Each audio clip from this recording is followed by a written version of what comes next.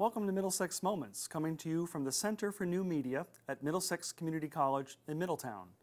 I'm Steve Minkler, the college CEO, and I'm here together with students in the college's studio television production course.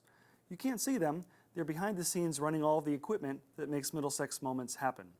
Don't worry, they're wearing masks and they're practicing social distancing while we record this show. In this episode, we're going to explore how schools and libraries have changed operations due to the COVID pandemic. Here at Middlesex Community College, we've made a lot of important changes on campus and in our class schedule. About 2/3 of our fall semester classes are online. Many are held using video conference technology so that students and faculty can meet together on a set schedule and in real time. Students need to have a computer with reliable internet connection in order to enroll in Middlesex online courses. And just in case, the college has a small number of laptops and Wi-Fi hotspots to loan out through our library. We still have traditional on-campus classes, but a lot fewer of them. On-campus classes are for students who prefer face-to-face instruction and for classes like video production and art and science, all of which require special facilities. Class sizes are much smaller because students must be seated or work 6 feet apart from each other. And everyone must observe social distancing, show a photo ID when entering a building, and wear a face mask. Middlesex Moments team members, Joe Nieves and Gregory Sulla, talked to students and professors to see how they're doing with their on-campus studio classes. This is Gregory Sulla reporting for Middlesex Moments. In the midst of a global pandemic, both teachers and students of the Center of New Media program at Middlesex Community College have been forced to adapt to the ever-present changes that COVID-19 has presented. Well, the size of changes I experience most when it comes to my workflow is a lot, because now you have to sit in front of the computer, and constantly check your emails, from professors. I teach all on ground because I don't like to teach online. I had to do last spring, which was really challenging, to finish up studio art courses online. It was a lot of work, but the students just missed out on that hands-on experience. So that was rough. So I chose to teach everything on ground. I'm really not afraid of this virus at all. And I just want this communication. I want to be with my students. You're doing a lot of sharing best practices for online teaching. So amongst professors, sharing ideas, this is what works for my classes. Something that might work in a lab science, for example, might also work in a studio art class. And so by sharing the things that work, that don't work, ideas about what programs are available, the pros and cons of programs, all of those. Because all the classes, some of them, just one or two is hybrid, but most of my classes is online. So your mindset kind of change, from the way you used to do things. So it adds some pressure on your mind, constantly thinking, I have to finish that at the same place every single time. This has been Gregory Sulla reporting for Middlesex Moments.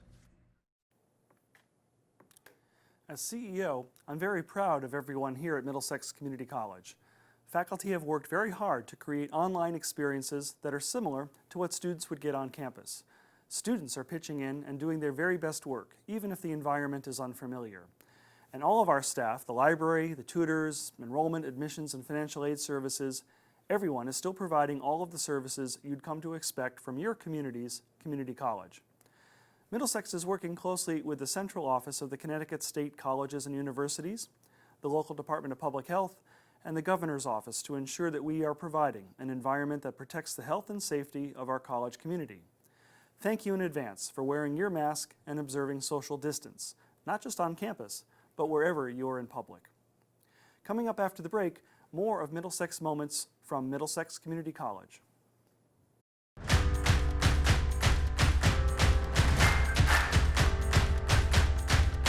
I really had no idea of what I wanted to do, so I worked a lot of minimum wage jobs. And finally, I was just like, I just need to go back to school because I wanted to get a business degree. And Middlesex Community College was super convenient. I got a lot out of Middlesex. I never thought I would have reached this far with my associate's degree. It allowed me to buy a house. I was able to get married. It was a dream.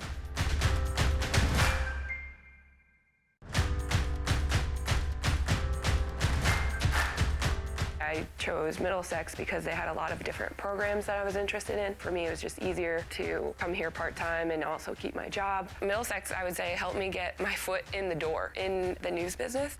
The Center for New Media has all the stuff that I see daily at News 8 to be able to jump on and say, I have experience with a control room, I have experience with a TV studio. It's definitely a good choice. Welcome back to Middlesex Moments from Middlesex Community College. I'm Steve Minkler, the college CEO. The COVID pandemic has changed pretty much every aspect of American life. Our hearts go out to the nearly 200,000 people who have died in this country, and to the millions who have tested positive and are now recovering. Because there is not yet a vaccine or a cure, we must take precautions when we go out to shop, to eat, watch sports, go to a house of worship, and even going to the library. Middlesex Moments team members Matt Mancini and Alex Turner visited the Colchester Public Library to see how they're dealing with COVID and how they take care of books during this time. With COVID changing so many different ways that we do regular business, Cragen Memorial Library has been no stranger to these new changes. They've had to make a lot of them in order to accommodate and keep the safety of their guests. So Middlesex Moments wanted to figure out how they were doing just that. For everybody who comes in, they do have to be wearing their masks in the correct way, not just the chin strap or not just under their nose. Other rules are if you are using a computer, they need to have a guest pass, and that's in order so that we know which computer is being used and which computer needs to be cleaned after their use. We also are asking everyone to do their social distancing, so 6 feet apart is what we're asking as well. So while we were shut down to get the library ready for everybody when we opened up again, our custodian Roland installed the plexiglass. He measured everything, he painted everything. So as you can see, it looks like it's always been here. He did a really great job. So these are our quarantine carts. All of our items that come into the library, everything has to be quarantined for 72 or more hours, depending on what it is. Games have to be quarantined for 4 days. So we check in items and then we keep them back here on the quarantine carts. We label all of the shelves so we know, okay, today's Monday, I come in on Monday and I can empty the shelves and put all the Monday items back out on the shelves for the patrons. And this is just where we quarantine all the items. Colchester's Public Library continues to have success in the safety procedures that they have implemented, but they are not limited to creating new ones down the road. Matt Mancini and Alex Turner reporting for Middlesex Moments. Thanks, Matt and Alex, for that report. And certainly COVID is changing the way that children and adults are going to school. So on that note, Dr. Michael Connor is a seasoned and visionary educator. He's got extensive experience both as a classroom teacher and as an academic administrator. He's worked in New Haven, Hartford, Windham, Norwalk, and now in his 4th year as superintendent of schools in the great city of Middletown. Thanks for joining me today, Dr. Connor. Thank you, Dr. Minkler. So, I set up this show talking about COVID, and, it has changed the way our schools do business. But how did the Middletown Public Schools pivot so quickly back in March when we all had to close our schools? Right. Well, I think it was a collective effort. Well, first of all, thank you for having me here. But it was a collective effort of everybody, our teachers, our leaders, our central office staff. We knew that we were going to be out for an extended amount of time. After week 1, we started preparing for this transition. Luckily, because of our strategic operating plan, that we were making what I like to call incremental innovation shifts, where we started integrating technology into our instructional model. We started having that equilibrium between classroom teacher and the use of technology. So to be able to make that fundamental shift to complete remote learning, obviously we needed support to be able to do that. But because there was some background knowledge that was already built within the system, we were able to deliver instruction or shift instruction to a complete remote learning environment. Obviously, we had our pain points with the level of implementation, quality, how we measure quality and engagement, but we ensured that the digital divide or the digital gap was closed. All of our students had, whether it be Chromebooks or iPads, to be able to support home learning. And then 2, providing the necessary support so that all of our families were able to have access with hotspots. And then during the pandemic, we distributed 100,000 meals to all of our families. So meeting basic needs as well as closing the digital gap was essential to us. Again, that's part of our equity strategy and initiative. So very happy with how we were able to make some of these big cataclysmic shifts within our operations, but also more importantly, it prepared us leading into this academic year. And it kind of really shows some of the things you described, just how deeply embedded the schools are in our communities. It's not just, you send your kids to this place for 6-7 hours a day, right? Absolutely. I think that, because of the pandemic, one thing that was displayed was teachers, the importance of teachers, how they are critically important to the everyday lives of our families. We just, some of the things that we took for granted, especially from the education lens, really outlined, not only just for a teaching and learning aspect of it, but relationships with students, the socialization between students and teachers to students as well, and then also just how schools are part of, is a core entity within our communities. So there's a new appreciation or a renewed appreciation for education systems across America, especially here in Middletown. Absolutely. So the work you did back in the spring and then really preparing over the summer must have made it a little easier for you to transition to this fall. So what's happening in the school district this fall? So some of our listeners and viewers may not be fully aware. Yeah, so what we did, and this was just a kind of a pure hypothesis, was that we were going to be in this hybrid context. Obviously, when we went to full distance learning, I didn't think, based off of the environmental statistics and also based off the science and data from Middletown, that it would be very hard to transition back into a full reentry. Social distancing parameters, physical distance guidelines that we had to adhere to. So in the summer, what we did was experimentation, right? And the experiment was to have a hybrid model using this cohort, segment students into cohorts, and to be able to have what we call asynchronous and synchronous instruction. Asynchronous providing videos, playlist for students to be able to access at home, and then also synchronous instruction to be able to have direct contact teachers to students using the technology.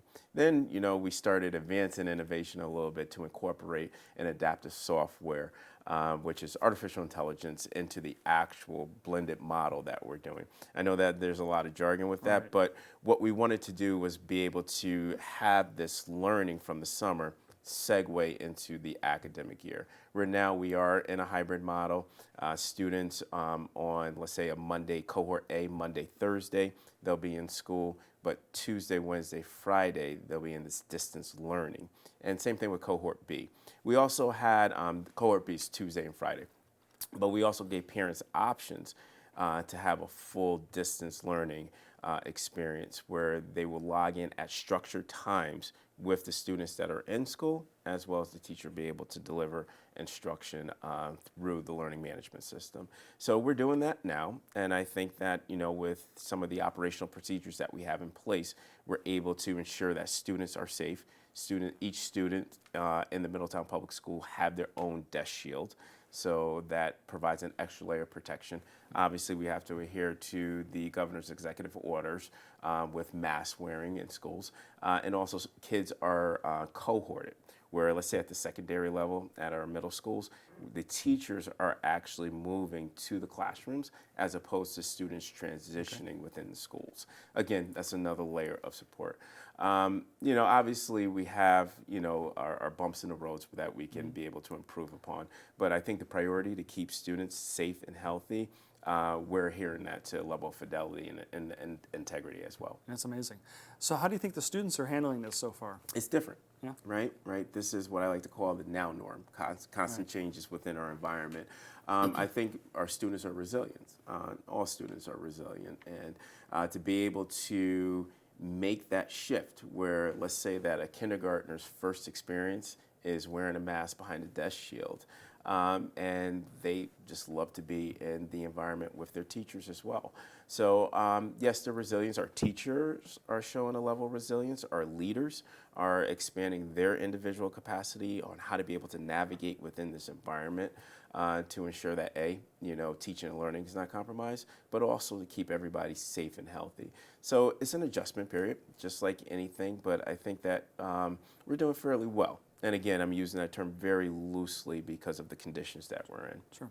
Well, one of the things I know about you, I mean, you are very data-driven, and I'm sure, which is, you make a plan, you have to measure it as you go Absolutely. along. So, I mean, any sort of early signs of things that you're trying to measure to make sure this plan is successful? Obviously, engagement, right? We want to be able to measure the amount the students are logging in, and that's one. Two, I mean, there's an addendum out right now that there's a certain amount of time that students have to be able to be in synchronous instruction if they choose a distance learning program. But obviously, engagement is one. Two is also we're going to measure student achievement, obviously, but also three, what we want to measure, and I think that this is an innovation element, is we're doing professional development where it's a true formative process where teachers are assessing their specific needs, how to be able to deliver instruction in this remote learning environment, at the same time providing face-to-face instruction, but also using that tool or key metric to identify what they need for additional supports as well. So there's a conglomerate of different metrics that we're engaging in, but also what we're measuring is safety and how we're doing with our safety conditions and our parameters as well. Okay. And all good measurements to know, like, if this pandemic continues for a while, how you can adjust on the fly as Absolutely. conditions change. Absolutely. Well, Dr. Conner, we have to take a quick break. Okay. You're watching Middlesex Moments from Middlesex Community College.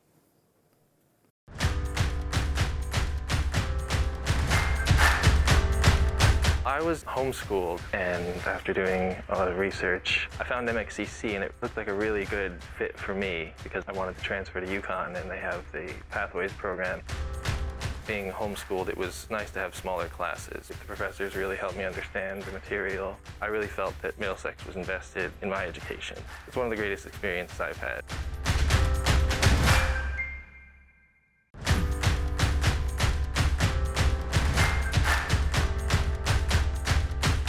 So the reason I chose the Middlesex Veterinary Technology program was because of all the opportunities it had with Piper Olson Veterinary. There's no other place where you would have access to that. I would definitely recommend Middlesex to anybody who's interested in that career because you're going to be 100% prepared to start your job. That is really empowering.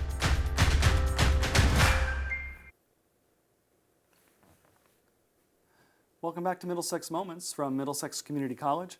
I'm Steve Minkler, the college CEO. In this episode, we focused on how the COVID pandemic has affected everyday life, but particularly how school districts and libraries have adapted to this new environment of online learning, hybrid schedules, and so forth. A big part of high school life is athletics. Middlesex Moments team members Glenn LaValle and Jake Torello visited the athletic director at Valley Regional High School in Deep River to see how fall sports are affected by COVID precautions put into place by the Connecticut Interscholastic Athletic Conference.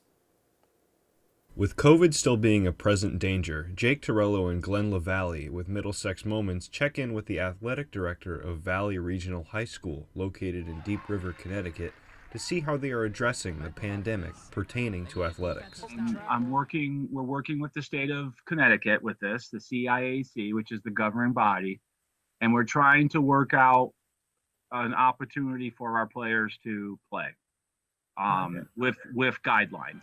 A commonly pondered question is, do athletes need to wear masks? Well, some of the guidelines, it's more if they're participating in the activity, no, except for volleyball does have a modification because they're going to be inside. But if you're participating, no. But if you're on the sidelines, yes. You have to wear a mask. You have to be 6 feet apart. There's no handshakes. There's no fist bumps. We have not made a decision about fans yet. The CIAC has recommended no fans. However, they have basically said it's up to the local school board or local school authorities, and we have not made that decision yet. Jeff Swan then talks about how the athletes are getting in their training. there is a virtual component to this. So coaches are allowed right now to do 60 minutes, 30 minutes of conditioning and 30 minutes of skill work. However, they can also virtually meet with the team too. So they could do a virtual workout. I know cheerleading was doing like virtual Zumba. So they can do virtual stuff outside of practice. Yeah, everyone's on the same plan. I mean, the coaches are on the same wavelength as I am. You know, we want a safe environment. We want us to follow the procedures put in place, and we want our kids safe. This has been Jake Torello and Glenn LaValle with Middlesex Moments. Thanks, Glenn and Jake. And now I'm back in the studio with my guest, Dr. Michael Connor, Superintendent of the Middletown Public Schools. And Dr. Connor, picking up on that report we just saw, what's happening with sports at Middletown High this year? Yes, so the Board of Education voted to continue sports with the exception of football. Obviously, we know that there was a recommendation from the DPH to the CIAC to not have full contact football or 11-on-11 and to provide different activities, whether it be 7-on-7, continuing conditioning. So we are doing that, you know, continuing conditioning with our football players as well as workouts that are, you know, appropriate for social distancing guidelines and everything. But all of our other sports are continuing. Dance, I believe we have discontinued that because of the pandemic as well. But volleyball, we're going to continue that. However, the volleyball players will have to wear a mask during competition. So it's good to have some type of activity for our kids, some type of competition. Obviously, we have to look at what's going to happen in the winter. We don't know what the recommendations are going to be from the CIAC or the DPH with regards to that, but we're very grateful, or I'm grateful, because, you know, sports is an outlet for students, and kids really look forward to it. And the suspension of the winter sports at the end of the year, the state tournament right in the midst of that, and not having spring sports, and then discontinuing football as well. I feel bad for some of our seniors, you know, who really was looking forward to their senior year and having that moment for senior night. But obviously during a pandemic, you know, priority is safety and health, and we want to keep people healthy and keep people alive during this. So yeah, sports are continuing under specific guidelines and recommendations. Okay. So we've known each other now 3 years, right? Yes, we Since have. you came to town? Yes. And, you know, I was trying to think of 3 words that describe you and sort of what your philosophy is. And they, to me, they come up as equity, innovation, and compassion. So I'm just wondering how you bring those to your work every day as an educator and superintendent. Well, I look at that as a compliment, Dr. Minkler, to have that triad together.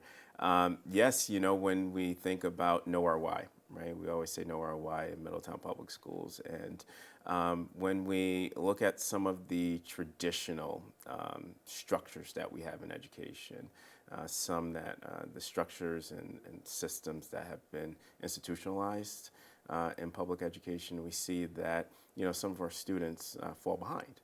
And what we have to do is be disruptors, right? Disruptors of the current system and how it operates. And I think, you know, in education, we have to take a new look at things, having these ideas developed these ideas for inception, and then have them for impact, right? And that's about innovation, right? That's the definition of innovation, having these solutions. And when we look at innovation, we want to be able to create opportunities for all students. Our vision is unlocking the potential in all students. And coming up with new ideas, coming up with new ways to educate students, and then also taking feedback from people. You know, how are we doing with these new developments within education and learning? So I think that, you know, innovation is always going to be underscored in our practices in Middletown Public Schools. We're not afraid to talk about equity. We're not afraid to bring up very difficult conversations. One of our phrases is we want people to feel comfortably uncomfortable talking about some of the critical topics that we're seeing right now in our nation. And we do it with a level of empathy, right? This human-centric approach around how are we going to do this together? So, yeah, you know, innovation is something that we ground our work in Middletown Public Schools, and I think that we've we've been pretty disruptive in what we're doing, but disruptive in a positive way. That's right, yeah. Or as John Lewis said, you're making good trouble. Good right? trouble. Well, and the plan actually talks about equity and innovation, but Yeah. also positions Middletown as wanting to be the most progressive educational enterprise in the state. Yeah. So you think that you're on the way to doing that? I think that we are. You know, I look at when you look at innovation, right? And innovation is more on this lines of having opportunity when you're a visionarian, a leader, but also seeing some of the challenges and kind of forecasting what those challenges is, as you said at the outset, using metrics around that, and then being able to be flexible. I like to use the word flexible, but agile and lean within our designs and pivoting, you know, at the same time as well. So I think that, you know, our ideas, our ideologies, our practices are very progressive because it's an outlier to some of the traditional approaches that have been in education for over 300 years. So we are challenging the system, but we're challenging the system in a very strategic manner. And I'm really glad that the public schools, the Middlesex Community College, are partnering in Absolutely. these endeavors. You know, we serve on each other's panels, and I'm glad that your Chief Academic Officer, Dr. Magda Parvi, is on our Diversity, Equity, and Inclusion Council. Absolutely. And we're working on ways to give students early college experiences. So maybe talk a little bit about your vision for that. When we talk about disruption, right? Looking at strategic partnerships, I always believe that a public school entity is not a whole entity unless it forms college partnerships. And, you know, this partnership that we have with the Middlesex Community College under your leadership, Dr. Minkler, you know, we meet monthly to be able to talk about what are some of those strategic next steps. We're being very disruptive with that. You know, we're having plans, initial plans, to talk about how we can have a partnership around an associate's degree where our kids can be able to take courses that will ultimately lead to that, creating new pathways. I mean, this amazing studio media pathway, you know, that type of partnership that we can have. Absolutely. I mean, a lot of the ideas that we're creating and developing, just being that visionarian or having that level of a vision to be able to accomplish that, we will. I mean, we've already right now have strategic partnerships already where our staff is working with your staff. So we got a meeting tomorrow, actually, to be able to talk about that. So I don't want to let too much out of the bag, but, you know, it's very promising. And that's, again, like I said, we can't function without our college partnerships. And I think that having you and Middlesex as a critical partner and leveraging our strategic plan is important. Well, thank you. And I think just in the quick time we have left, I mean, one way that you're doing some of this too, you talked about it earlier, is listening. And you've been everywhere since you've been superintendent. Yeah. So again, real quick, some of the community conversations you've had. Yeah, so at the outset of my tenure here, I met with 1,358 people. And what we did was use that information to be able to develop our strategic operating plan. When people say that is your plan, I said, no, that's the community plan because that's the community's voice represented in the strategies, the goals, as well as our performance measures. Now, as we move into developing this year, like I said, it's hard to believe that this is my fourth year, Middletown 2024. We're going to use a platform crowdsourcing strategy to be able to get more feedback. I want to have more than 1,358 people. I want this to be a true community collaborative on how we continue to leverage not just innovation now. This next iteration of the strategic operating plan is going to be focused on creativity, applying imagination to solve some of the most persistent problems in education, one being around equity. So looking forward to having more conversations. They're going to be virtual, obviously, but meeting with students as well, because student voice, I believe, is going to continue to leverage our work as teachers, leaders, and central office administrators. Absolutely. Well, Dr. Michael Connor, a visionary educational leader, superintendent of schools here in the city of Middletown. So proud to have you here and so proud to have you on Middlesex Moments today. Thanks for joining me. Thank you, Dr. Minkler, for having me. And thanks to you, our listeners and viewers, for joining us for another edition of Middlesex Moments. As always, please visit us in person. Remember to wear your face mask. Our main campus is located at 100 Training Hill Road in Middletown. You can visit us at our Meriden Center, located at Platt High School, where we have classes 4 nights a week. And of course, you can visit us online 24/7 at mxcc.edu. For Middlesex Community College, I'm Steve Minkler. Please be safe and be well.